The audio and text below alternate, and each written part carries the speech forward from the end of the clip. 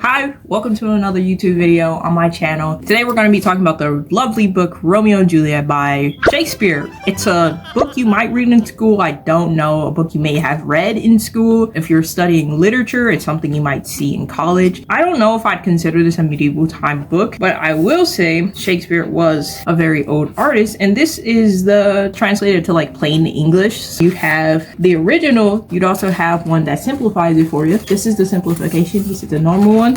I bought this book for like 50 cents at like a thrift store. I saved myself a lot of money with that one. I read the entire thing, and I've been talking about this for almost a year now, that I do a video on this book because I thought it was absolutely insane, some of the things I read, and today we're finally doing it. So if you haven't already, please like and subscribe and hit notifications, because we turn up every Sunday, a new video every Sunday, kind of something different. I'm trying to be here weekly, and I have been. Yeah. The first thing I did was, as I read the book, I like marked and folded the tops of the pages of things I thought was interesting in the book, just so I can bring it to everyone's attention, because holy, there's like so many things that just caught my eye or caught my attention while I was reading this book. We have, it's Act 1, Scene 1.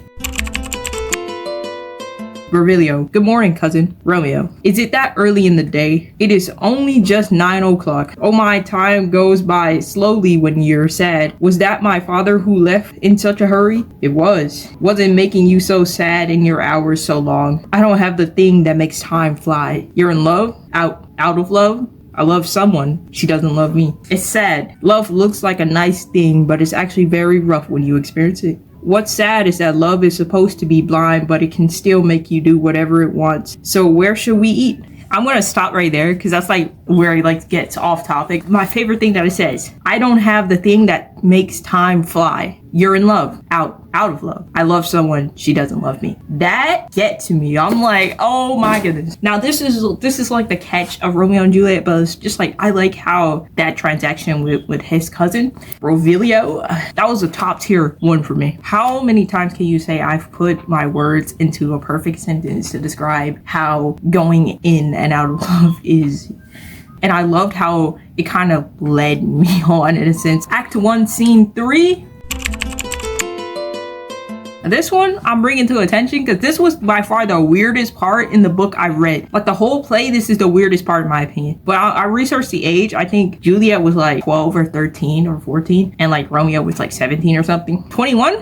I don't know. That's everything to do with Juliet and her father. And the scene says, nurse, whether it's even or odd, of all the days in the year, on the night of Lammas Eve, she'll be 14. She's a Susan, God rest her, and all Christian souls were born on the same day. Well, Susan died and is with the God. She was too good for me, but like I said, on the night of Lammas Eve, she will be 14. Yes, she will. Indeed, I remember it well. It's been 11 years since the earthquake. She stopped nursing from my breast on the very day. I'll never forget it. I had put a bitter wormwood on my breast as I was sitting in the sun under the weight of the dove house. You and your husband were in the mantua. Boy, do I have some memory. But like I said, when she tasted the bitter wormwood on my nipple, pretty little babe got irritated and started to quarrel with my breast. Then the dove house shook with the earthquake. There was no need to tell me to get out of there. That was 11 years ago, but then she could stand up all by herself. No, I swear by that time she could run and waddle all around. I remember because she had cut her forehead just the day before. My husband, God rest his soul, he was a happy man, picked up the child. Oh, he said, did you fall on your face? You'll fall backwards one day when you grow smarter, won't you, Jewel? And I swear the poor pretty thing stopped crying and said, yes. Oh, to watch a joke come true. I bet if I live in 1,000 years, I'll never forget. Won't you, Jewel? He said, and the pretty fool stopped crying and said, yes. Lady Capra, enough of this. Please be quiet. What? Here's my problem with this. This is just a crazy thing to say to a kid. This was back in the day, so things were obviously different. Yeah, I get how bro was joking around, but like, I felt that so weird to find in this book. And if you don't get it, fall backwards mean to like be doing it. Here. Oh. Act 1, Scene 5. Caplet. Lady, by whispering a story in her ear, that time is gone, gone, gone. You are welcome, gentlemen. Come on, musicians, play music. Make room in the hall, make room in the hall. Shake a leg, grows. Men, more light, you rascals. Flip over the tables and get them out of the way and put the fire out. It's getting too hot in here. Oh my man, it's unexpected fun, feels good. No, sit down, my good Capet cousin. You and I are too old to dance. How long is it now since I have last worn masks at a party like this? I swear it must be 30 years. What man? It's not that long. It's not that long. It's been since Lucito's wedding. Let the years fly by as fast as they like. It's been only 25 years since we wore masks. It's been longer. It's been longer. Lucito's son is older than that, sir. He's 30 years old. Are you really gonna tell me that? His son was a minor only 2 years ago. Romeo, who is the girl on the arm of that lucky knight over there? I don't know, sir. Oh, she knows the torch is how to burn bright. She stands out against the darkness like a jeweled earring hanging against the cheek of an African. Her beauty is too good for this world. She's too beautiful to die. And beauty too rich for use, for earth too dear to show. A snowy dove trooping with crows, as yonder lady her fellows show the measure done. I'll watch her places stand and clutching hers make blessed my rude hand that my heart loved till now. Forswear its sight, for I own near true beauty till it's night. I really like the untranslated version at the end, but yeah, I just noted the way he compared her skin tone to like a jewel against the African version. I don't know. I thought that was interesting the way he did that. So Act 1, Scene 5 still. Romeo and Juliet talking. Starting off with Romeo taking Juliet's hand.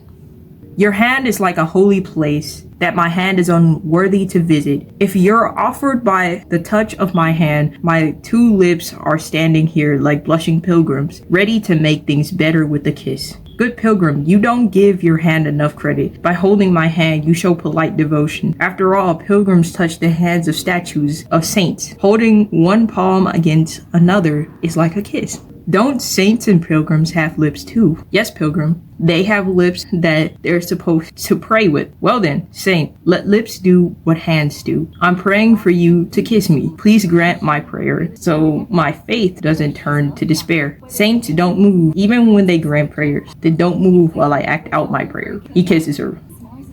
No, I'm joking. I'll play it.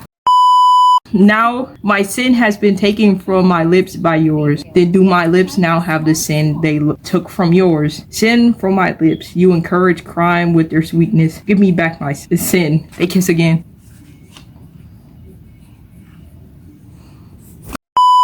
We're still in Act 1, Scene 5, okay? We have Juliet and the nurse talking to each other, starting off with Juliet. Come over here, nurse. Who is that gentleman? He is the son of old Tabrino. Who is the one who is going out of the door right now? Well, that one. I think he is young Puerto Rico. Who's the one following over there? The one who wouldn't dance. I don't know his name. Go ask. The nurse leaves. If he's married, I think I'll die rather than marry anyone else. Returning. His name is Romeo. He's a Montague. He's the only son of your worst enemy. To herself, the only man I love is the son of the one man I hate. I saw him too early without knowing who he was, and I found out who he was too late. Love is a monster for making me fall in love with my worst enemy. I think this is interesting because it shows that Juliet is like, oh, she already fell in love after that kiss and their conversation, and then she's talking to her. She's trying to figure out his name because they didn't exchange names, or maybe she forgot, and then she finds out that he's a Montague, the enemy of her kingdom and her people. And so with that, it's like, oh my goodness, she's literally in love with her own enemy. Act 2, Scene 5, where the nurse delivers a message to Romeo coming from Juliet. In Act 3, Scene 1, we have Tabat, Mercado, Romeo, all talking and discussing perhaps fighting for, loyalty or glory or honor. Here's something interesting. In Act 3, Scene 2, coming from Juliet, Juliet enters alone. I wish the sun would hurry up and set and night would come immediately. When the night comes and everyone goes to sleep, Romeo will leap into my arms and no one will know. Beauty makes it possible for lovers to see how to make love in the dark, or else love is blind and its best time is the night. I wish the night would come like a widow dressed in black, so I can learn how to submit my husband and love my virginity. Let the blood rushing to my cheeks be calmed. In the darkness, let me, a shy virgin, learn to have a strange act, so that it seems innocent, modest, and true. Come night, come Romeo, you're like a day that comes during the night. You're whiter than snow on the black wings of a raven. Come gentle night, come loving, dark night. Give me my Romeo, and when I die, turn him into stars and form a constellation in his image. His face will make the heaven so beautiful that the world will fall in love with the night and forget about the garnished sun. Oh, I have brought love's mansion, but I haven't moved in yet. I belong to Romeo now, but he hasn't taken possession of me yet. This day is so boring that I feel like a child on the night before a holiday waiting to put on my fancy new clothes. This is pretty much Juliet talking about like, oh, wanting to what did they do? Like, what did they call it? In Act 3, Scene 3, a nurse, we have Romeo, and we have this guy called Friar Lawrence. And this is what Friar Lawrence says to Romeo after he draws his dagger. Hold on, and don't act out of desperation. Are you a man? You like a man? But your tears make you look like a woman. Your wild actions resemble the irrational fury of a beast. You're a shameful woman who looks like a man, or else an ugly creature who's half man, half beast. You have amazed me. I swear by my holy order, I thought you were smarter and more rational than this. Have you killed Tibet? Will you kill yourself? And would you also kill your wife, who shares your life, by committing the sin of killing yourself? Why do you complain about your birth, the heavens and the earth? Life is the union of soul embodied through the miracle of birth, but you would throw all that away. You bring shame to your body, your love, and your mind. You have so much natural talent, but like someone who hoards money, you use none of your talent for the right purpose. Not your body, not your love, not your mind. Your body is just a wax figure without the honor of a man. The love that you promised was a hollow lie. You're killing the love that you wove to cherish. Your mind, which aids both your body and your love, has mishandled both of them. You're like a stupid soldier whose gunpowder explodes because he's careless. The things you were supposed to use to defend yourself end up killing you. Get up, man. Your Juliet is alive. It was for her that you were almost killed earlier. Be happy that she's alive. Tibet wanted to kill you, but you killed Tibet. Be happy that you're alive. The law that threatened your life was softened into exile. Be happy about that. Your life is full of blessings. You have the best sorts of happiness to enjoy. Yeah, obviously, I feel like it's self-explanatory, but I just think the way that Lawrence is describing all these things that like he would consider equal to this, interesting. In Act 3, Scene 5, Romeo kills Juliet's cousin and Juliet finds out. This is the scene where Juliet finds out about that and she's crying. She's weeping. That was her favorite cousin that Romeo killed. And that's pretty much been delivered by, I think, the nurse, if I'm right. The nurse. No, Lady Capulet delivered this message to Juliet. And Juliet doesn't take that very well. So here's Juliet and Lady Capulet talking. Juliet going first. Speaking to the Lady Capulet, can't hear. He's far from being a villain to Lady Capulet. May God pardon him. I do. With all my heart, and yet no man can make my heart grieve like he does. That's because the murderer is alive. Yes, madam. He lies beyond my reach. I wish that no one will avenge my cousin's death except me. We'll have revenge for it. Don't worry about that. Stop crying. I'll send the man to Monte, where the exile rogue is living. Our man will poison Romeo's drink, and Romeo will join Tibet in death. And then I hope you'll be satisfied. I'll never be satisfied, Romeo, until I see him dead. Dead is how my poor heart feels when I think about my poor cousin. Madam, if you can find a man to deliver the poison, I'll mix it myself so that Romeo will sleep quietly soon after he drinks. Oh, how I hate to hear people say his name and not be able to go after him. I want to take the love I had for my cousin and take it out on the body of the man who killed him. Find out the way and I'll find the right man. But now I have joyful news, my girl. And it's good news to have joy in such a joyless time. What's the good news, please tell me. I believe this news that Juliet is about to receive is that she's getting put into an arranged marriage with somebody else. Okay, this is my last bookmark that I'm gonna read off to you guys. After that, I'm gonna have to say, go get the book yourself and go read it, because I think it's great and there's a lot of poeticness in it, especially if you read the original version, though you probably won't understand all of what you're reading if you don't get like the translation to help you read alongside. Here it is, Act 5, Scene 3.